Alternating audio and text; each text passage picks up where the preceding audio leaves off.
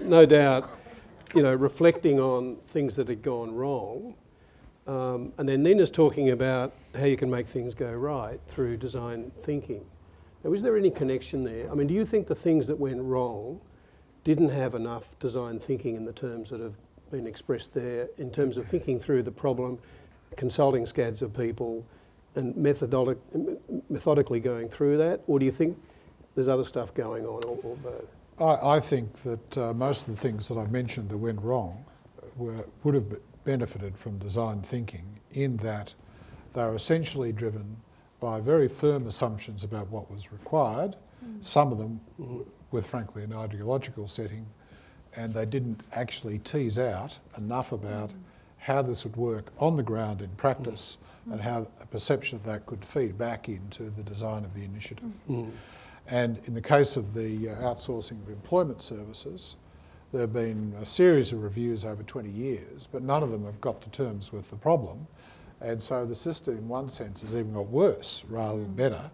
And so when those reviews had been done, and typically that provoked a renaming, a rebranding of the network, you would have hoped that they would have found a way to do a design thinking exercise or something like it to figure out, well, what might be done, but it just hasn't happened.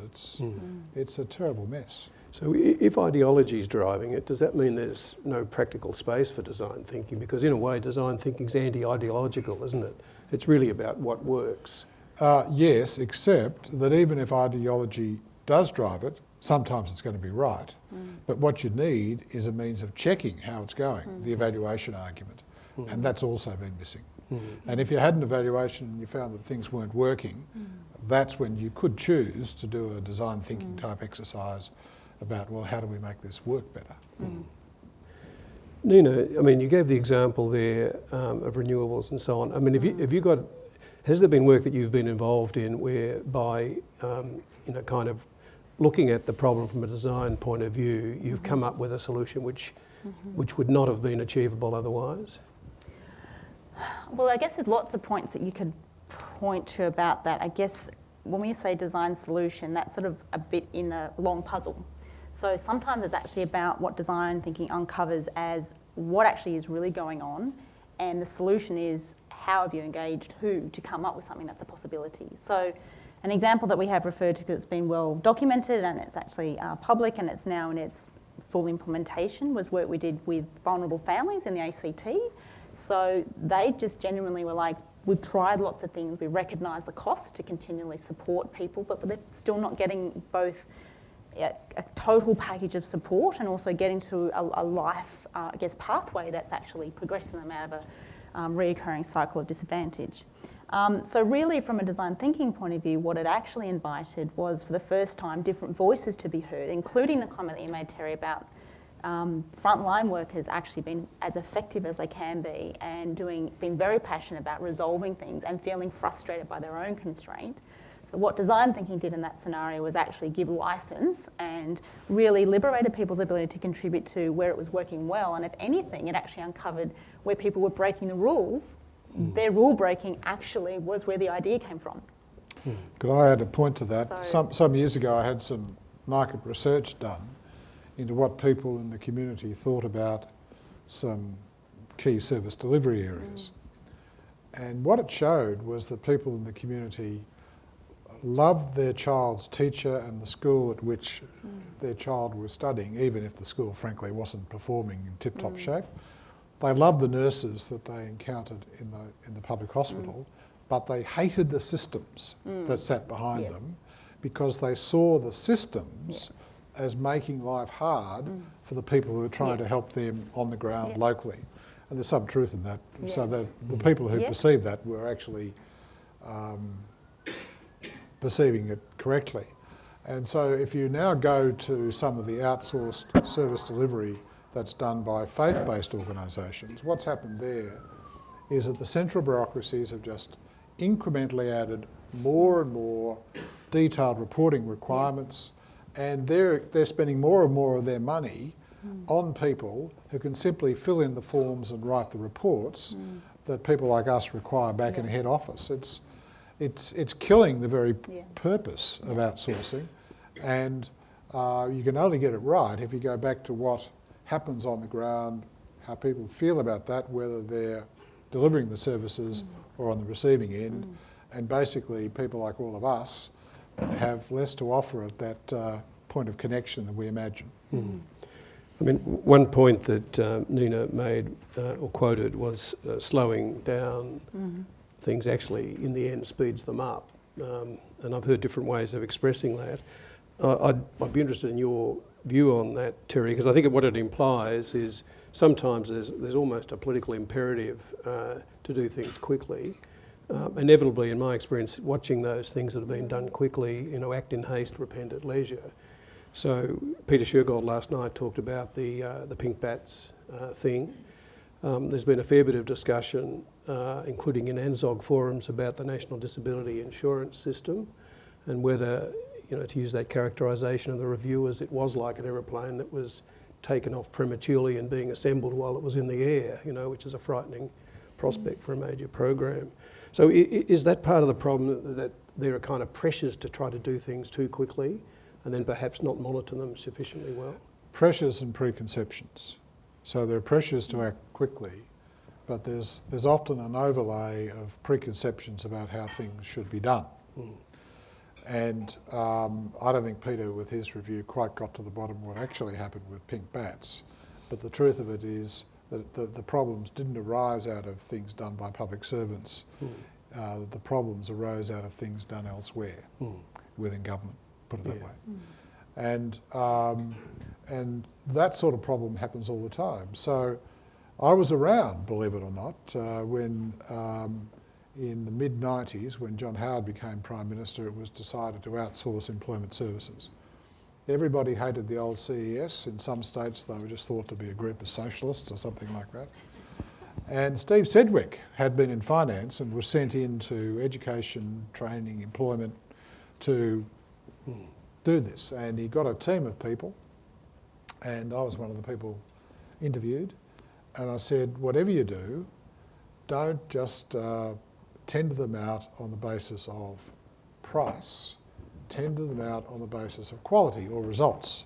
Oh, no. I said, no, we've got a tender price and everything else can take its course from there. Now, the truth is they did that. They wouldn't listen to another argument, and I'd actually had some experience of tendering out on a standard price but competing on quality in another domain, and I'd seen that it works. And of course, it hasn't worked.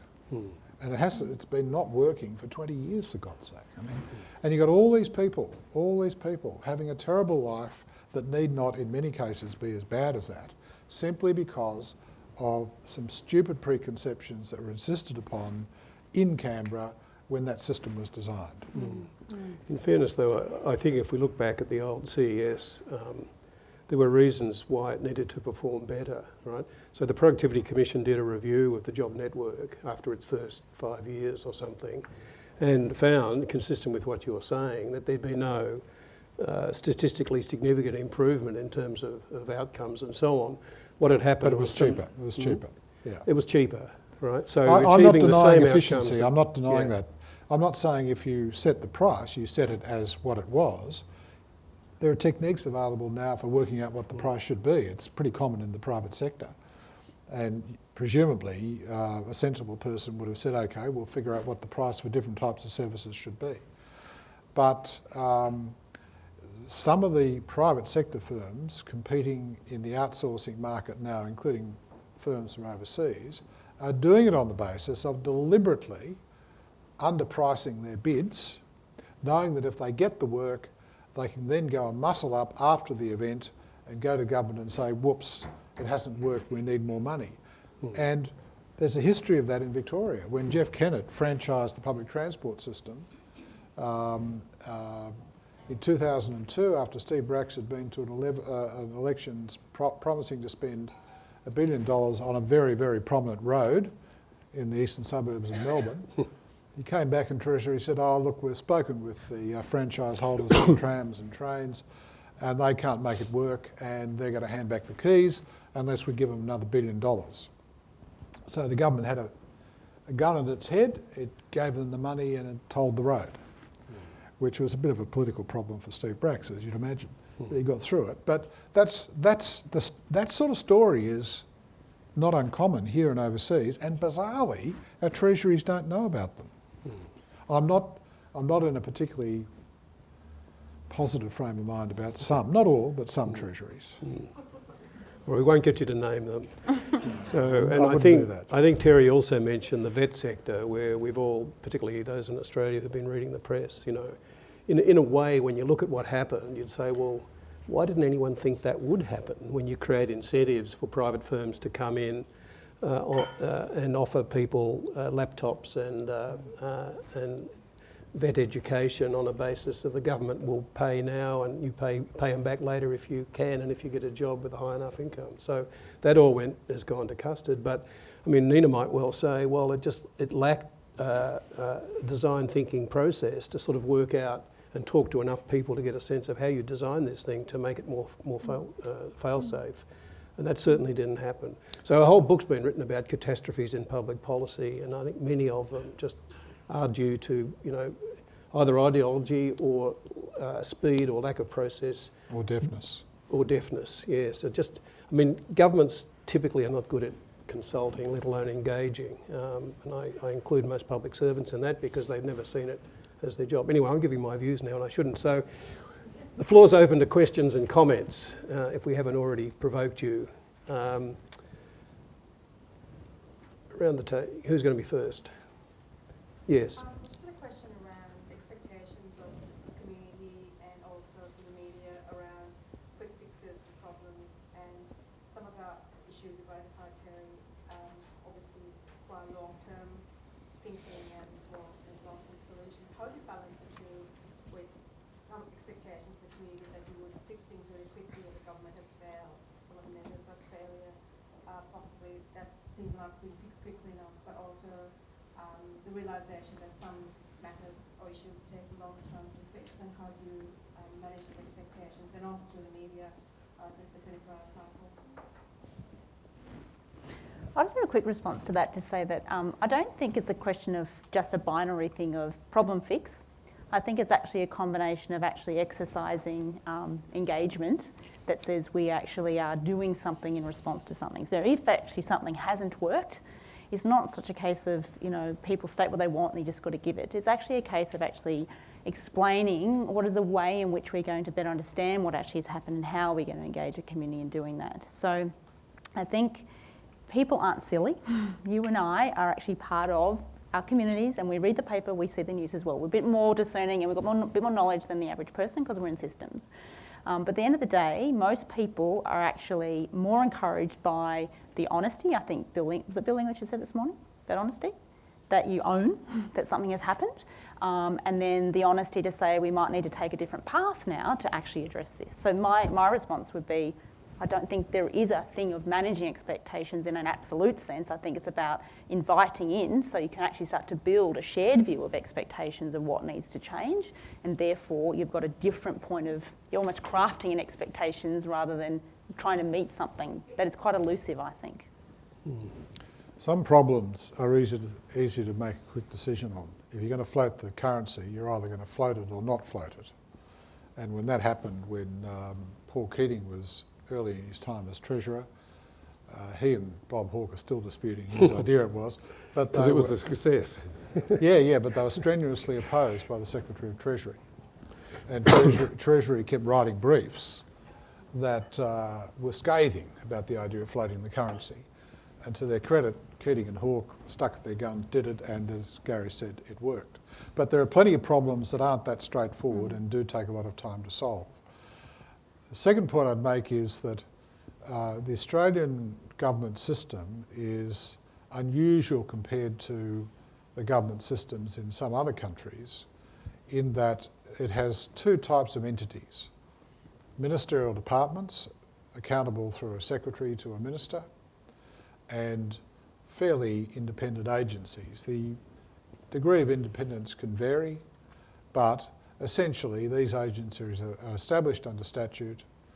They may be dependent upon government for a budget, and their governing structures may require decisions from ministers as to who will do the jobs. But otherwise, they don't have to go to ministers all the time to get decisions made. And their they've got the greatest number of well-performing parts of our system of government in Australia, as opposed to departments of state, which are these creatures. And so over time, I'm strongly in favour of more stuff being decanted out of departments of states into standalone agencies.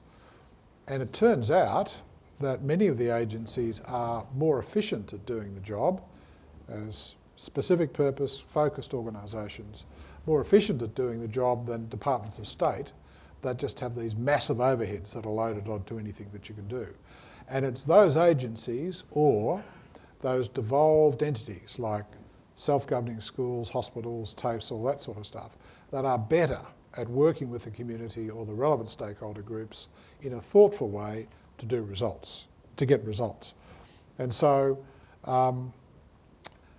in our system of government, it's more likely than not that the greatest number of precipitate decisions that don't turn out that well are taken by ministers on the advice of ministerial departments, as opposed to all the other things that happen outside departments of state. So in Victoria, the public service is only 40 or 50,000 people in a public sector employment headcount that approaches 300,000. And that public sector employment headcount is in pretty independent entities, whether they're public hospitals or schools or TAFEs, the police force, so on and so forth. And the public's happy with them. They adapt all the time and they do a good thing, do good things. The same is not always the case with departments of state, and it's not so much the fault of the public servants in those cases, it's the authorising environment they've worked to. So if I just make a comment on that as well, I think quite often, and I've come at this from looking at regulatory process, not only in Australia but internationally through the role I've got with the OECD, I mean the pressure for the quick regulatory fix is quite strong at times. And I guess while we'd all like to think that nevertheless good process would prevail and regulation impact statements would be done and consultation, et cetera, often there's just not enough time. I guess the point I'd make is that where there is a quick fix type solution, it's really important to build into the design of the program a review or monitoring process so that you can test how it is. So you've got a fail-safe if a year down the track we've rushed into some program or regulatory arrangement that's not working, that we can actually stop it in time. Now, Bill English was exemplary this morning, I thought, for a political leader in talking about how important it is to nourish those feedback loops and how he's particularly, focused on that. To do that, you've almost got to be educating the public about this being to some degree an experiment, and we're going to see how it plays out, but it's responding to an important need. Unfortunately, we've seen a few experiments even in the last week or two, that had to be corrected within a day or two, with a fair bit of fallout associated with them.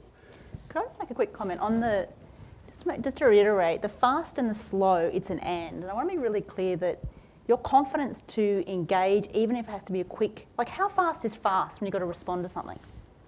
You hear stories, you've got 24 hours, give me the brief on this thing, right? Or whatever. I mean, how fast is this little window that we have to respond? And the reason why I'm asking that question, I think we need to ask ourselves, well, what can we do to be more adaptive, to be more, as Bill had said, customer-focused, end of the point of the day? What feedback cycles can we get back in, even in those fast things? I think it's kind of lazy I'll be blunt, to be continually kind of be standing behind the point, well, it's fast, so we just can't do anything about it.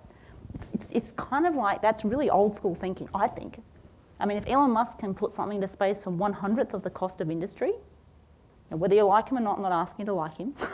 I'm trying to say, what are we doing about kind of reframing our thinking about maybe the kind of responsiveness is kind of not good enough if we have to find different ways of doing it. So your ability to innovate, to engage, to get a better sense of, is this idea sound? Have we really thought through the possible options here? Otherwise, it's a comedy then that we're living in utopia, not utopia, but that show, which we laugh about because there's kind of some kind of truth to those silly scenes, but we don't have to live that in the real world, right? The recognition is things do have to move at pace, and I think you should embrace that and really work out how can you be at pace and bring into the fold some of these just slightly different engagement processes. And, you know, to me, it's more than just consult. It's actually about engaging, empowering people so their voices are heard. And people learn quickly. It's not about, I'll tell you what I want and therefore you're going to give it. It's not in that territory. People, being the average citizen, the lay person, whether it's someone who's actually, you know, a chief executive of a, you know, innovation firm that's trying to get something off the ground versus someone who's actually getting social welfare payments, they quickly come to realise, oh wow, you guys are working pretty hard, you have a lot of constraints to deal with, okay, how can I actually work with you in this system? So I think, you know, citizens are actually ready to engage. It's our own skill set and confidence to do that in different windows of our own comfort. So I just put that out there as another point in all that time frame. Okay, other questions, comments? Yes, towards the back. Sue Brennan from New Zealand Government. I'm thinking about, you know, what we heard about Brexit this morning, the gap between the governing classes and the people who are consumers of services, so lack of engagement there.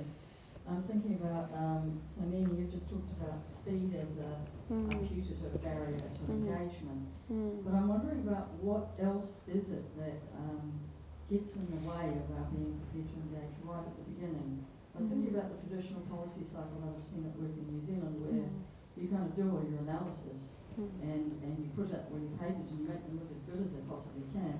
And then you think to put it in front of some members of the public who might be actual customers to see what they think of it, which of course is far too late. But I'd be interested in your views on what are some of the barriers that we need to actually just pull those a little out of the way to getting engagement to happen earlier.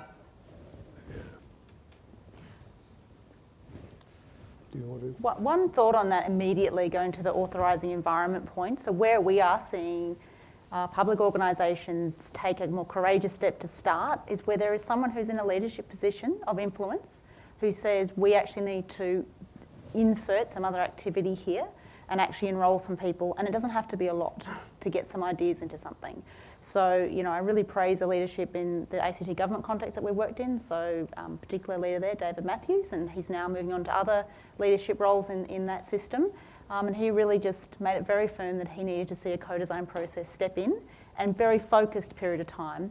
And, you know, we really focused on 6 families. We just said, we think we know, but we're just going to pick 6 families. So I think some of the inroads to addrss blockers it's the permission to do, and someone at a leadership level with confidence to address the need to do something different and give permission and to invite in other people to participate and help learn and develop the skills, you know, in terms of the group that can run it. I think the Commonwealth is heading in the direction in domestic policy in Australia to, wherever possible, handling provision in a given area by means of national regulation, standard pricing of services affected by agreed volumes, putting the money out there and then leaving it to others to sort out delivery and sort out the community and so forth. You can see it in where our aged care system is going, you can see it in where our National Disability Insurance Scheme is going, you can see it where higher education has already gone, where vet is going, where schools are going. And that's not a bad thing, provided the Commonwealth understands that that makes it even more remote from what's happening on the ground, and the Commonwealth therefore can't afford to think that it would understand what needs to happen on the ground and dictate from Canberra that that's what's going to happen. The second point I'd make is that in Australia, the level of government that's massively underutilised is local government. And the Commonwealth ought to face up to the fact that many of the programs operating in the way that I described, the Commonwealth is focused on defining the services, setting the price and doing the regulatory and accountability overlay. Having done that, many of those services could reasonably be provided by local government authorities if they could clean up their acts so that they were more reliably in touch with their local communities and able to operate in a contractual relationship with a government on a professional basis. This is not rocket science, it can be done. So I've been giving speeches to local government in New South Wales and Victoria recently arguing this very point and getting a fairly good reaction from them. So I think Australia is at the beginning of a new approach to how you do things. which actually starts to wind back the role of the Commonwealth Government in most areas of domestic policy and wind up the role of local government to an extent, but also entities that can take work on an outsourced basis. And I think that's for the good, because it's only at the local level that you have contact with the people receiving the service, direct feedback as to how they're going, and in the light of that, a capacity to continuously innovate in the service and how it's provided. I think, just coming back to that earlier point, I think Terry's right that devolving the service delivery to the level where it can be most effectively done and bear the risks and so on makes a lot of sense. The other point I'd make is quite often it's the people who are at the coalface of service delivery who understand best whether a policy is working or not. But the feedback loops between the implementers and the service providers and the policy makers are often tenuous at best. And so it takes ages for the intelligence about what's going on with an actual policy, whether it's the job network or it's the vet scheme or something like that, to come back to Policy Central, whether it's in Canberra or Melbourne or Sydney. Now, could I amplify that point? About 3 or 4 years ago, there was a study done by, an unpublished study done by a very capable BCG person who looked at the initiatives taken in schooling over a 40-year period and what had happened to them. And I wouldn't do it in a grip like this, but I have this, and this is in Victoria, and the government referred to as the Commonwealth or the state. And I have this party trick where I say, well, how many initiatives do you think were taken by government, usually with money attached, I might say, over that period of time? And some people say, 20, 30, no. It's between 130 and 140. And the bizarre thing is most of them didn't work, which goes to your point. And money was wasted. A huge amount of effort was burnt up at the level of individual schools in getting on board and trying to cope with all of this. And then it all just petered away. And what was this all about? This was all about hubris on the part of ministers, that they could rattle a chain and have it reliably hit the ground and do something useful. And it was only really a matter of luck as to whether this happened or not. And indeed, some of these initiatives taken in the last 40 years are the principal reason why our standards in schooling have been declining, because they were ill-advised and stupid in retrospect. So I'm not having a go at the public servants involved, because the ones I'm thinking of were ideas that ministers had in the shower one morning and plugged into the system. We've got a real problem with contemporary attitudes by ministers of both sides of politics, not in all jurisdictions. New South Wales is a bit different to some of the others, but we're still doing silly things. And maybe design thinking would save them, but I doubt it, because these days they're ever more impulsive.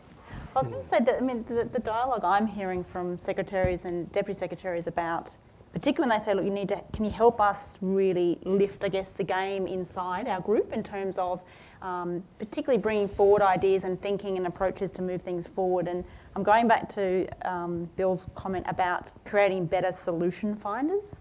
So I think there's something about how do you actually equip your teams to actually have the skills so they can actually be framing and thinking and having things prepared that might be grounds for having a different dialogue between the ministers and the respective people in the departments where that occurs.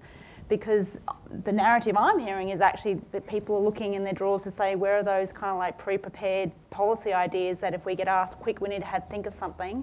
Some of the dialogue I'm hearing is saying, well, we'd like more to come out from the bowels of our organisation to come forth with ideas. So we're spending a lot of time working with federal departments, particularly around their innovation frameworks and making them work. So not just a strategy, but how does it actually work in practice? And there's a real appetite for people to be invited, not just to come up with some kind of trivial, non-outcome based idea, even though those things can be part of that system, but really trying to get people to be equipped to actually be a bit more forward thinking. I'm hearing that's a bit of an appetite inside departments. So the question I would raise is, well, how might approaches and skills and tools like design thinking actually help public managers actually be a bit more forward thinking and have things prepared and open up the thinking possibilities. And again, just going back to the point of not trying to be so responsive, or when you are being responsive, having something already prepared. So that's just another way of thinking about this tension between what do you need to be able to do as public leaders, both to be responsive but to be proactive. Because I think you do have ministers out there you can influence, Australia and New Zealand, who want to hear good ideas. So I don't think it's one or the other. Well, I've occasionally used a quote from Erica Betts. He gave a talk. And I've got a big photo of him as well, so people get a double shock when this comes out. But he gave a talk at the IPAA dinner for its national conference one time, and this was his own. He'd written his speech on the back of an envelope because he didn't like the speech that the department gave him. And so in his own words, he says, "When we make our own mistakes, we want them to be well informed." And I think that's the perfect encapsulation of the relationship between the bureaucracy and the minister. Other questions or comments?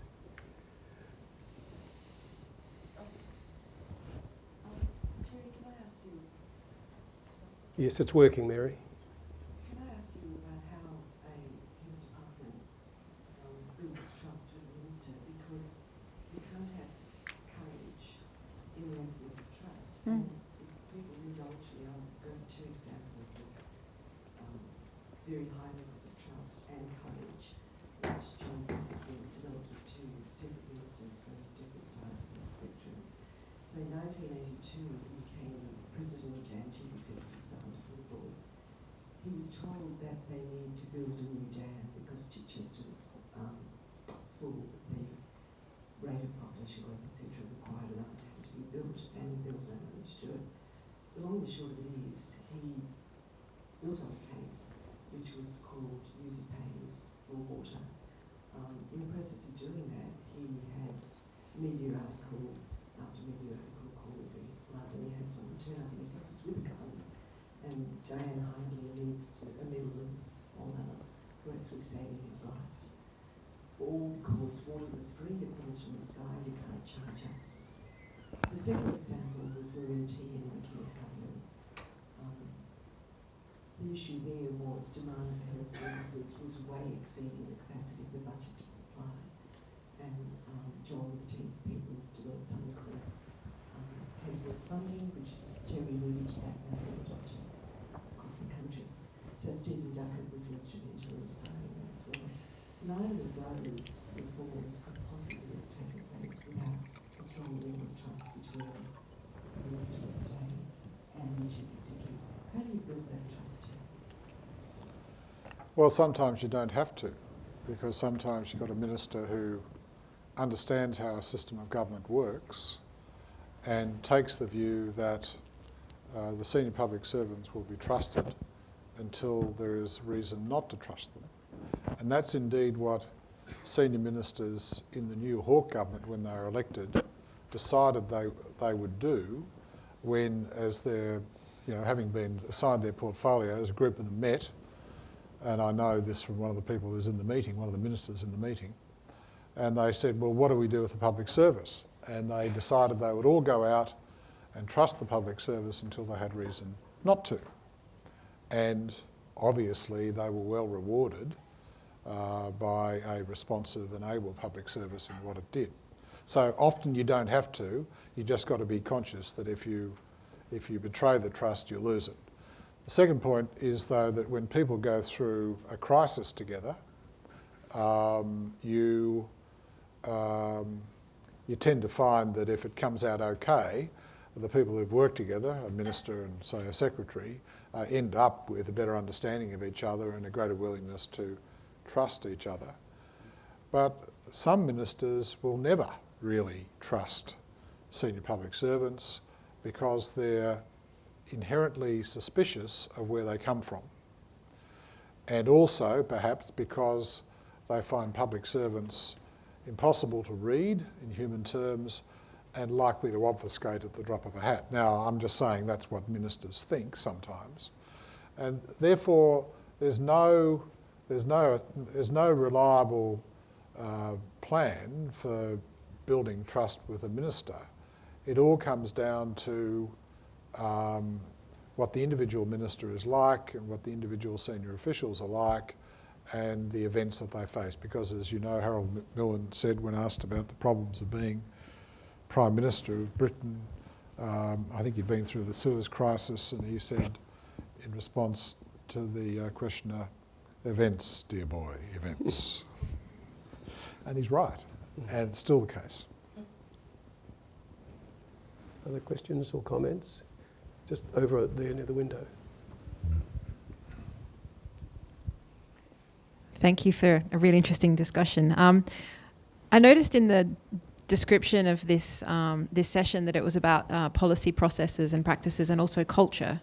And so I was wondering, in your kind of views or experience, what is culture? Is it important in this debate? How do we go about understanding it, and what do we do about it potentially? Thank you. Let me comment while we get better comments from the two speakers, but I think culture is absolutely essential. And I think creating a culture, I think both speakers have alluded to this, creating a culture within a department or an agency that's pro-innovation, that's, that's forgiving of mistakes, that encourages people to come up with a whole range of ideas, even if only ultimately one or two ideas ever percolate up into the Minister's office, I think is very important. My own view, and I'm interested in Terry's in particular, is that cultures are not immutable and they can change. It can be tough to change them, but leadership can play a very important role in that. And we've seen some governments, including some state governments, pick themselves up by the bootstraps actually within a relatively short period of time and bring about cultural change. But it's always, in my view, it's always, the leadership really is the crucial factor in seeing those sort of things happen. But Terry? Culture is really a hard to define set of understandings about how things are done in a particular organisation. They may be reflected into rules, but usually not, and they're socially enforced, if I can put it in those terms. And people quickly learn how to get things done or how to rub up against people and not get things done, where that process is determined by the culture of the organisation. The culture can change in a positive way if less senior people believe that more senior people, those above them, will protect them if they honestly do something or give advice which seemed like a good idea at the time but runs into difficulty. And so I was CEO of 5 public sector organisations over a long period of time, and people who worked in those organisations might have a different view, but what I was trying to do, certainly with all the senior people, was insist on 2 things. One, from the outside, including from the perspective of a minister or a prime minister or their officers, there should never be any discernible gap between any 2 people within the senior executive group of the organisation. And secondly, anybody that earnestly tried to do the right thing had to be protected at all cost. And I can recall many instances where ministers got their knickers in a knot and wanted people sacked or removed, and I simply refused to do it. Or conversely, they wanted people appointed to a role and I refused to go along with it. And I survived, I never got sacked, but that sent very, very strong messages down into the organisation. If people feel there's nobody looking after their interests and there's no protection, you get a very negative, backbiting, uncooperative culture. If people think that it's a safe place to work and there's a tolerance for the sort of thinking about things that were covered in design thinking, you can have a very, very positive culture. And there's absolutely no reason why large parts of the public sector can't have very positive cultures that are very supportive of new ideas, sifting them, and at the right moment putting them up to ministers as decision makers on policy. I'll respond to the question a couple of ways. I'm reminded, just as a quick reflection, I did debating at school and I was a second speaker, and I was a person that just brought it back down to basic value, like the everyday terms. So I'm very esteemed to be here on the stage with Terry because he articulates it so beautifully, and then I'm like, right, I'll just come through it at a kind of pragmatic, not that that's not pragmatic, but my point is, I think there's kind of 2 points to the culture point. I mean, culture is about your behaviours and actions, right? So if this is about better or preferred or improved policy processes that get the results and outcomes that you need, I'm referring to a model that Airbnb actually used to really guide, I guess, their understanding of how to get the actions that they're after, and it's layered across this way. The base is the values. So what are the values that we are coming from? And you could argue, going to an earlier comment today about ideology, that design thinking has a certain value to it, which is about empowerment, it's about openness, it's about, it is about implicitly opening up to trust people and to get people involved. With that comes the reality you are going to invite conflict, and we can actually not like conflict. We think that's a negative thing. I love it. It's an energy point in a design process. But the reason why you work through conflict is to get to commitment, then people can be responsible and then they can act. So those layers that you move through, I think, are a nice way to think about the concept of the culture.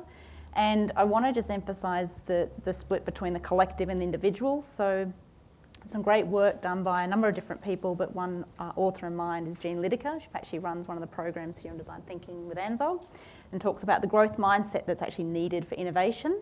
And if you haven't read any of that work, I suggest you do. It's elegantly expressed, and it's very helpful in terms of what sort of patterns of behaviour, how might you respond to new situations, what new experiences do you invite in to your life, both professionally and non-professionally. Well, that doesn't make sense. Outside of your professional life, and what that means in terms of your propensity to actually do things and adapt. So I think in topic that we're talking about, I think adaptive cultures are important.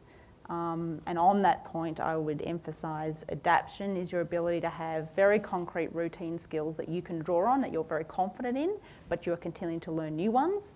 And the other degree of adaptiveness is your degree of inquiry. So that means how frustrated do you get?